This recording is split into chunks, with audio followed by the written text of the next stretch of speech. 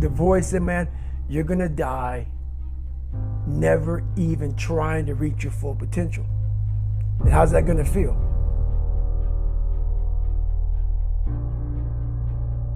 I'm a guy that likes to sit back, watch TV, and eat pizza. I was lazy. That's who I am. When I got in the military and I started gaining this weight a lot, my standard breakfast was 8 cinnamon rolls, like basically, I think 6 to 8 scrambled eggs, half a pound of bacon, Fruity Pebbles, Lucky Charms, whatever it may be. That was my standard breakfast. Whatever I wanted, I did. And that's where I started seeing myself get further and further away from my true self. And your true self is found, honestly, in that very uncomfortable zone. The first 5 hours of my day, I am very uncomfortable. Not wanting to be just, uncomfortable, I put myself in the dungeon every day, off jump, out of bed. It starts. I have this haunting voice in the back of my head. A lot of us have it. We just ignore it. And it was there for years. So I knew in the back of my mind that I could pull off this whatever I wanted. I knew I could.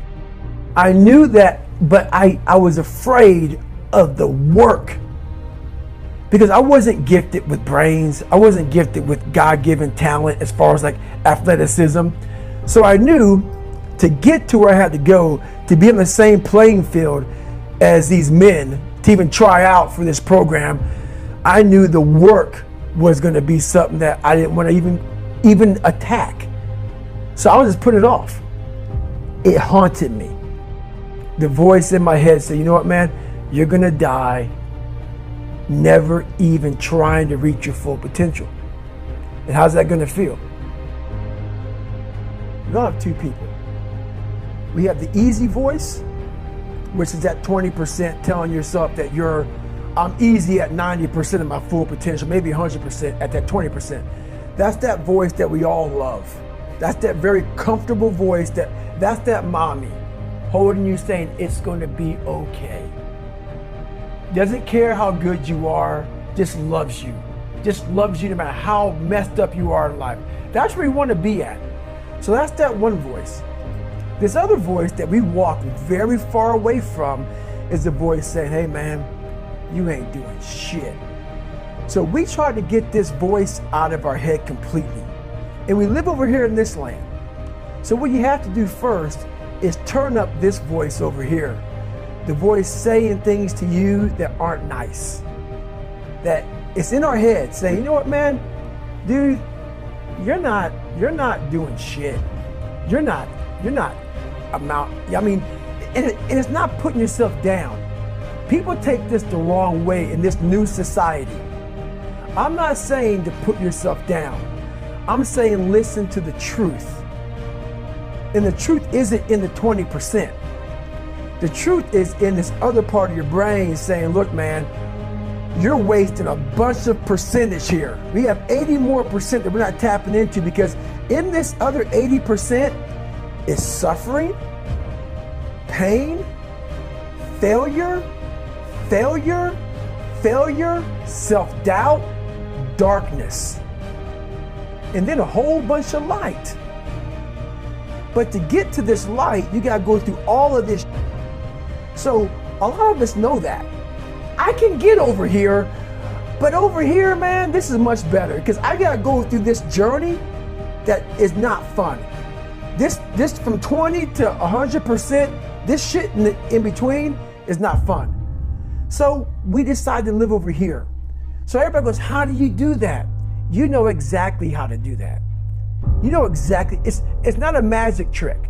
It's all back down to a very primitive mindset of we just have to do. It's like breathing. Breathing becomes normal. Like we didn't know that we're doing it. That's how you have to live your life. When that alarm clock goes off at 4 or 5 in the morning, your mind says no. You just say, it's just what we do. is what we do now. Because to get to where you want to go, the amount of pain involved, I'm not saying physical, I'm not saying you got to break yourself off. The amount of mental pain of how many times you're going to have to do something that you don't want to do to get to where you want to go is going to be, there's going to be more times you do something that you don't want to do than you are going to want to do it. And that's your new norm. That's your new norm. So then it's like breathing. And then once you do this over and over and over again, it becomes like breathing. I don't want to live this lifestyle, but to get to the other side of this, I have to. So if you really want it, you realize what trying is and what trying is not. Everything in my life, when something got hard, I quit. If it was reading, that's where, I wasn't great at reading, I wasn't great at writing, so I just quit. I couldn't catch on as fast as you. I had to work harder than you, so I quit. I wasn't great at things, so I quit. I'm not good at this. Like, man, if I could just go that distance, that extra mile, to just go, just to finish. I want to finish. I want to feel victory. And victory for me wasn't winning, it was just finishing. But what I realized, the best feeling I had was when I was by myself trying to lose this weight. I had to lose it in literally less than 3 months. 106 pounds in less than 3 months. And literally, I started feeling victory just by putting myself in the battle. It wasn't about going to Navy SEAL training. It wasn't about being the 23rd guy in that chair.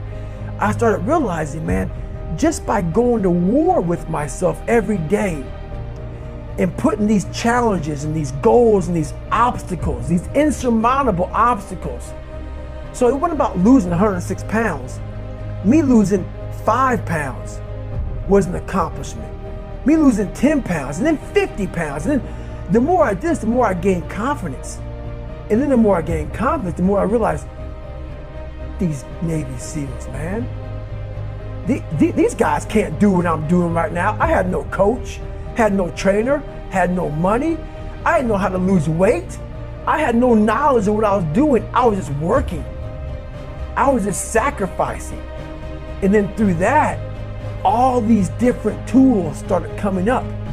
But I would have never found these tools if I didn't put myself in a very uncomfortable place. We all look for toughness. We all want it, but we look for it in a comfortable environment. You will not find toughness in a comfortable environment. You're not working your butt off hard enough. You're not trying hard enough. We all think we're trying hard, but what are you gauging that off of? I talked to this one kid the other day.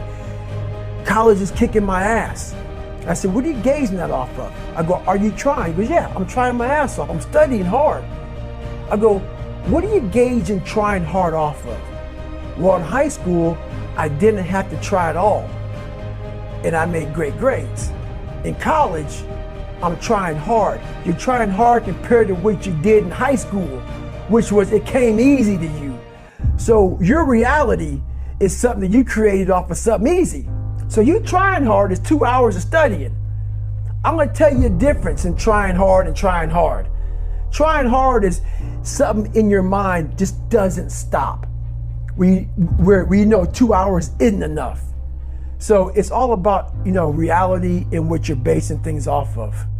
When I was 297 pounds and I was fat as hell trying to be a Navy SEAL, the scariest thing in the world to me, even to this day, was that could have been the rest of my life. I thought then I was trying hard. That's the scariest thing in the world. I thought then, 297 pound, working for Ecolab, spraying for cockroaches, making $1,000 a month. I thought that was me at my 100% potential. Come to find out, a few years later, I wasn't anywhere near that. 106 pounds less, graduated Navy SEAL training, went on to do all these other things. Looking back on that, that was me trying hard. That's why people gotta understand, what is in us, we have no idea until we start trying hard. And I mean really trying hard, where you're obsessed with, hey, this is my new norm. My new norm is that, wow, this isn't always fun. It's not always meant to be fun. And that's when you know you're trying hard.